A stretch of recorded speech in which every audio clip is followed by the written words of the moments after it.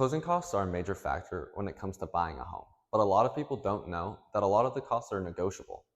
Normally, the buyer pays about 2 to 5% of the total purchase price in closing costs, and the seller normally pays about 8 to 10. But as you can tell by that range, it can really differ. So first, when we're talking about closing costs, you really want to know where they come from.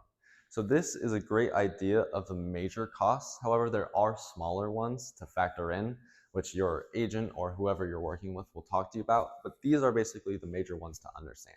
So first and foremost, the one that most people understand is the realtor fees. Now, on average, realtors get paid 2.5 to 3% of the total purchase price. And it's going to be relatively similar for the buying and the selling side. However, just like most other closing costs, this is fully negotiable. And within that, there's also it's going to be legislation January 1st, but as of right now, there's some new rules with the realtor fees that I'll get into in a little bit. But moving past that, there's also escrow fees. So basically, most of these fees have to do with escrow. So when you write an offer on a home and it gets accepted, you're now into escrow. And while they're in escrow, there's going to be certain fees that you're going to have to pay for that process of transferring down here the title from the seller into your name. So obviously with that transfer, there's also going to be a lot of title fees. Now, also one thing that you're going to want to do, and it really depends, but if you're going to buy a regular single family home, odds are you're going to have to get an inspection. And with those inspections, those are also going to come out at a cost. On top of that, you also have your loan fees. So when the loan is accepted and it goes through, whoever you're getting your mortgage with is normally going to have some form of a fee for that as well. And also in California and many other states, you're also going to have an appraisal fee, making sure that your home gets appraised. That way the mortgage and the loan can be verified. So again, to make it make a little bit more sense in the grand scheme of things, again, if you are the seller, this total is going to be around 8 to 10% of the total purchase price of the home. And if you are the buyer, it is going to be closer to 2 to 5%.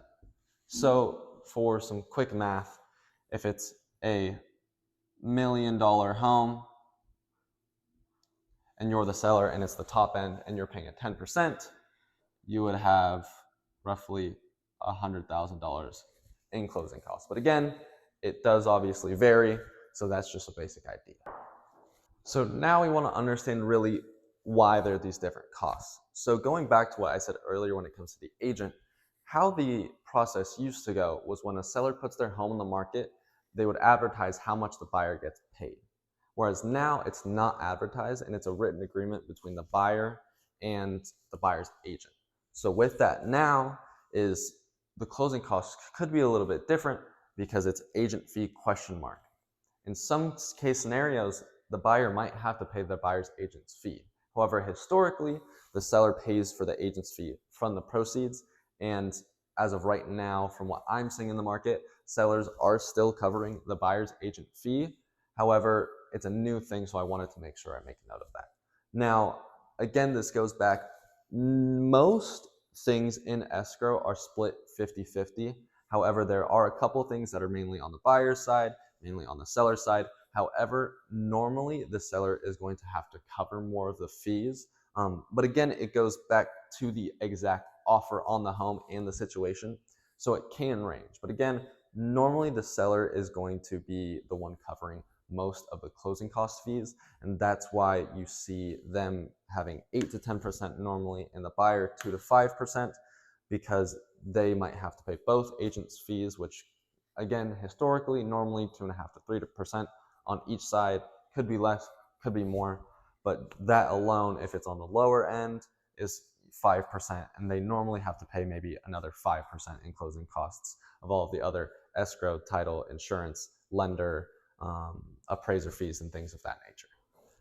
Thank you so much for watching this week's video. I hope that explained pretty well the closing costs, how much they're going to be, why the seller normally pays for a little bit more, and gives you an understanding of what you're going to be looking into outside of just your mortgage and the down payment on the home.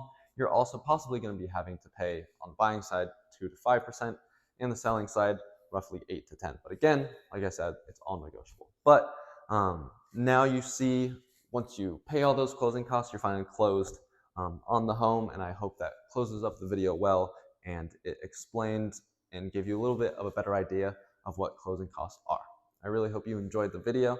If you really enjoyed it, I'd appreciate you leaving a like, a comment, letting me know you did. If you really enjoyed the video, I'd appreciate you subscribing, because I will be releasing videos like this weekly, teaching you how to buy a home, the benefits of buying a home, and pretty much everything when it comes to real estate. So thank you all again. I hope you have a great week. Thank you.